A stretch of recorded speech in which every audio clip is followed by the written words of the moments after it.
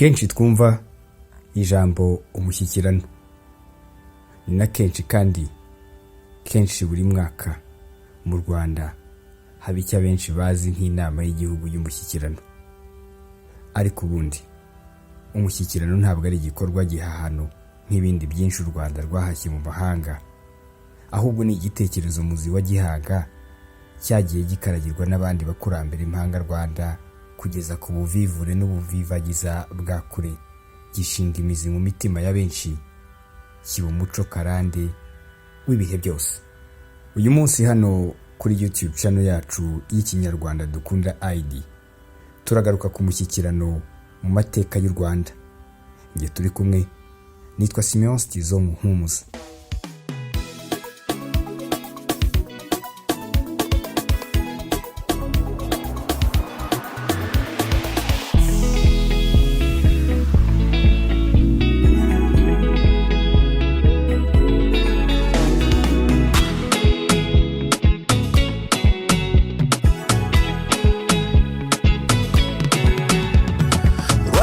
Itajengwa na nani vijana, Rwanda itajengwa na sisi wenyewe. Kigali itajengwa. Ubundi umushyikirano ni wo wagiye utuma mu Rwanda hafatwa ibyemezo bidahubukiwe no mwishyirwa mu bikorwa ryabyo bikagera ku ntego. Nk'uko tubikesha ibitabo birimo Intwari z'imbanza zubatse u Rwanda rugahamya igitinyiro n'igitabo Umushyikirano mu muco n'amateka y'u Rwanda, byombi byanditswe n'umusizi Nsanzabera Jean de Dieu. Tugiye kubatekerereza amateka y'umushyikirano mu Rwanda.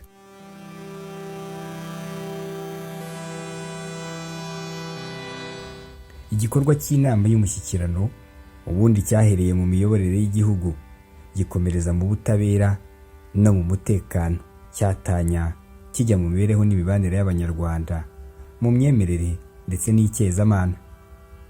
Ni kimwe mu bigaragaza gukunda igihugu, kucyitangira n'ubwizerane bw'abayoboye u Rwanda mu gihe cy'abami, aho buri wese yashingaga ikirenge aho mugenzi we yasoreje, akubaha ibitekerezo bya mugenzi we wamubanjirije. Ni uruzitiro rwagiye rurinda benshi mu barebwa n'ubuzima bw'igihugu gutandukira ngo bajye hirya hahabanye n'ibireba igihugu cy'u Rwanda. Zimwe mu nama z'umushyikirano zabayeho mu Rwanda rwo hambere, nazo muri ibi bitabo byombi zibonekamo, zirimo nk'iyitwaga Urusoro rw'inama y'umushyikirano y'Inyagihanga mu murenge wa Gatsibo, yafatiwemo imyanzuro yahaye imbaraga Gihanga zo guhaga igihugu cy'Igasabo mu bisigara by'ubutaka byasigaye hahawe ingoma nsangwabutaka, yabaye ahasaga mu mwaka w'igihumbi. Hari inama y'umushyikirano y'Inkotsi na Bikara, ni muri Nyakinama ya Musanze.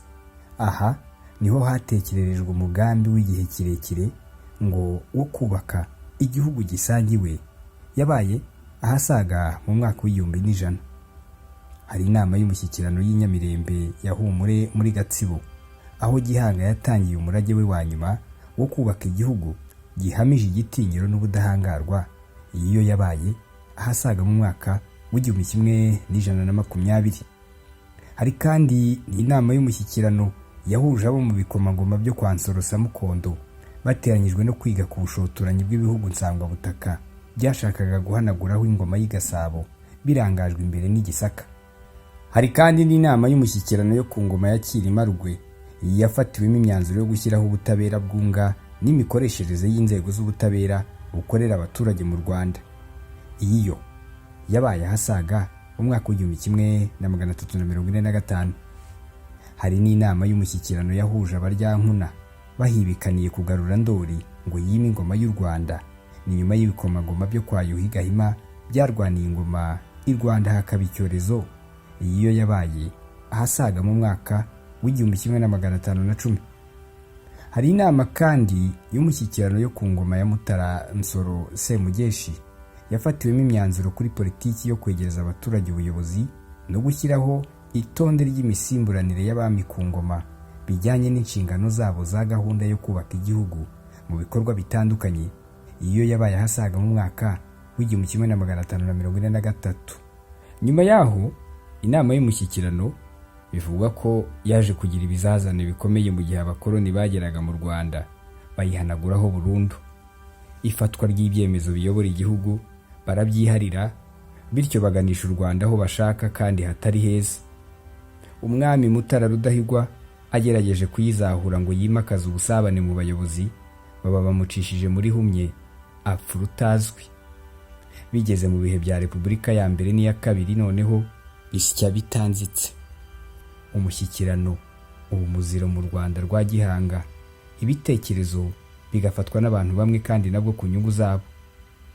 U Rwanda rero rwongeye kuva ibuzimu rujya ibuzima ubwo FPR Inkotanyi yatangiraga imishyikirano ihuje impunzi zari hanze y'u Rwanda zigamije kubohora u Rwanda. Ibitekerezo bivuye mu nama y'umushyikirano iba buri mwaka mu Rwanda ni umurongo ntakebakeba w'iby'abarebwa n'ubuzima bw'igihugu ndetse n'abaturage baba bifuza kugeraho. Ngiyo rero inkomoko y'umushyikirano mu mateka y'u Rwanda. Nitwa Simeon Stizo Muhumuza, iyikurikiye ni YouTube channel yacu y'Ikinyarwanda dukunda ID. Mukomeze mugire ibihe byiza.